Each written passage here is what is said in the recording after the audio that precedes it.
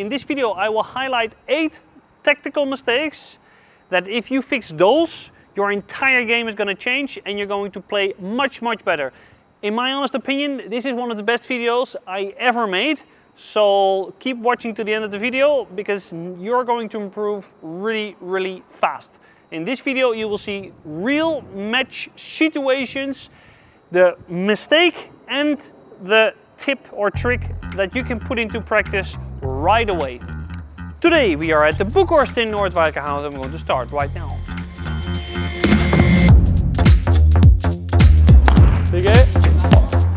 Lekker boelie! And we have sales on justpadel.com. I like it. You like it? Good match. The tip number 1, or the mistake number 1, is your serving not precise enough, or the serve percentage is not high enough. So you have 3 serves, use them well and vary between those serves. So you have to serve in the middle, body and the glass. And with the precision I mean that if you play to the sidewall, play very close to the sidewall. If you play into the body, play deep into the body. Make sure that you play close to the white line. When you serve to the middle, make sure that you're playing a speed that the ball doesn't bounce back so much. The serve and volley is one of the most important things because this is going to help you to win your own service games. You need to put pressure on your opponent. If your serve sucks, you're going to lose all the advantages. So focus not just on the power of the serve, but how close you can get to the glass, how close you can get to the feet, and how close you can get into the middle and that the ball is dying close to the glass. So look at those clips, ladies and gentlemen. There is such a big difference in the quality of the serve, and it depends if I get an easy volley, an easy overhead, or a difficult and low volley that I need to lift up and I lose the initiative straight away. So that serve and volley, I cannot address it enough, but please practice and drill your serve. Play baskets, put cones on the court and get that serve to a next level. Then tip number 2, stop lifting up the volleys. So if your contact point is low, you cannot lift up the volley. So look at this clip. I am lifting up the ball. It is so easy to defend. And what most paddle players do wrong is they want to play that volley deep. But if you play your volley deep and you lift up the ball, look how easy it is to defend this specific shot. So what do you have to do when your volley contact point is low? Look at Bart. Bart is just playing a soft, low and an early bounce volley. He's not lifting up the ball, he's playing it short. In this clip, I'm just playing the drop shot on it. So I'm playing soft to the fence. I don't really want to score this one. It went better than expected. But my contact point was low. I just played to the fence and I let the ball be there because then you don't get this high bounce. So if you have the low contact point, play short, play soft, or play soft to the fence, to the sidewall is going to help you a lot. And you will hold the initiative and you will put pressure on your opponent. The moment you're starting to lift up those low volleys, you're starting to lose the match. So be aware of the height of your contact point when you are at the net. You have to defend at the net and you can attack at the net, and you need to know when you have to defend and when you have to attack. Mistake number 3, and this is especially for pro level players. People are starting to block so well now. The most people that you're going to play against are very good tennis players. So many players, ladies and gentlemen, are around the service line and they start to play very fast overheads, VIboras specifically, to the feet. And the players are just so good in blocking, they just play to your feet and you end up at the back. And they can counter and come to the net. So look at those clips. If you are in trouble, if you are around the service line, play softer. Play softer because it gives you time to get to the net. It gives them time. It makes them question that they have to take it before or after. If they get a very quick ball, they will play quick back because it's going to be tough to use the glass. Soft in the center, and also if you are a lefty, play those soft VIboras. Look at how difficult this bounce is if you are a left-handed player and you're playing with a lot of slice into the corner. They're going to struggle because there are not so many lefties out there and you're going to hurt them a lot. Also for right-handed players, play softer because your slice with the VIbora is going to grab the glass and that's going to be way more complicated to defend, and you can get closer to the net and you are back in attacking. So all those tips, ladies and gentlemen, from the 1, the 2 and all those 3 tips from now is going to help you to take and hold the initiative. Tip number 4, and that's lobbing, and that the player at the net doesn't have to move so much. And what I mean by that more specifically is that you should be aware on where you're lobbing, that you're not lobbing in the attacker's service box.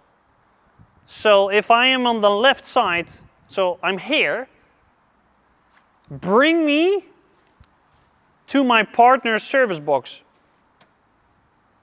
Because I have less options. My court is open. I played the lob here in this situation.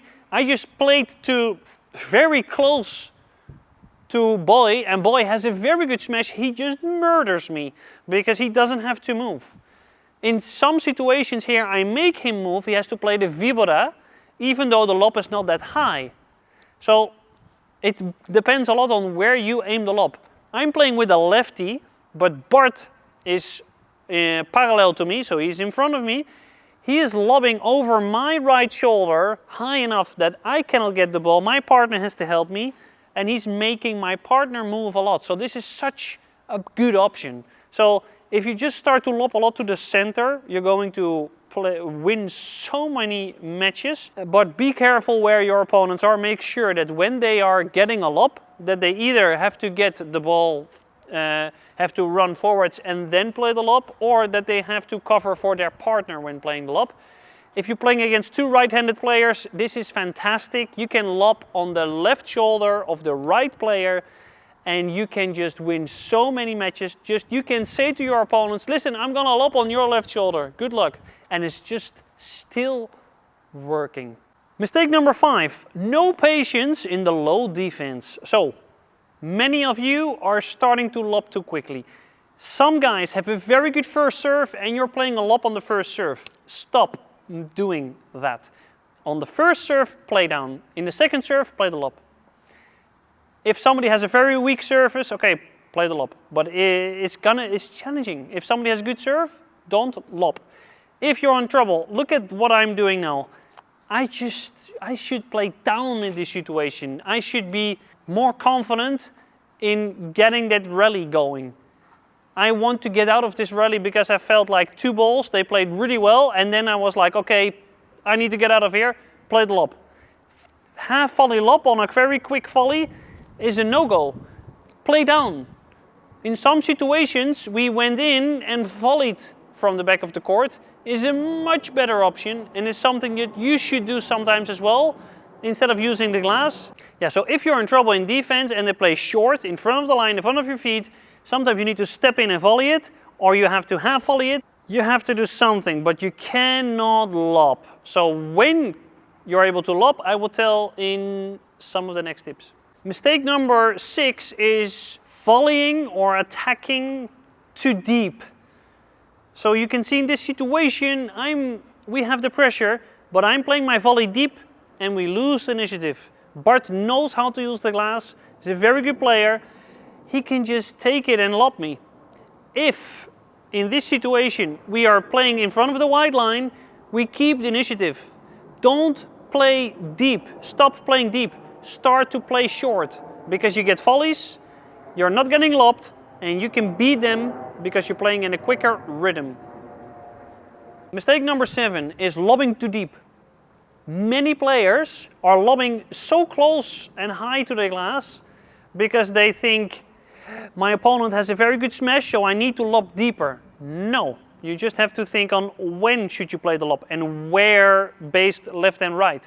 So maybe your lob is too much cross courts. But if you're lobbed so deep, you're getting killed with the bajada. So many players have a very good bajada and it's such an easy shot. A bajada is way easier than a VIbora. So play your lobs around the service line and sometimes play the shorter lob that you can see here.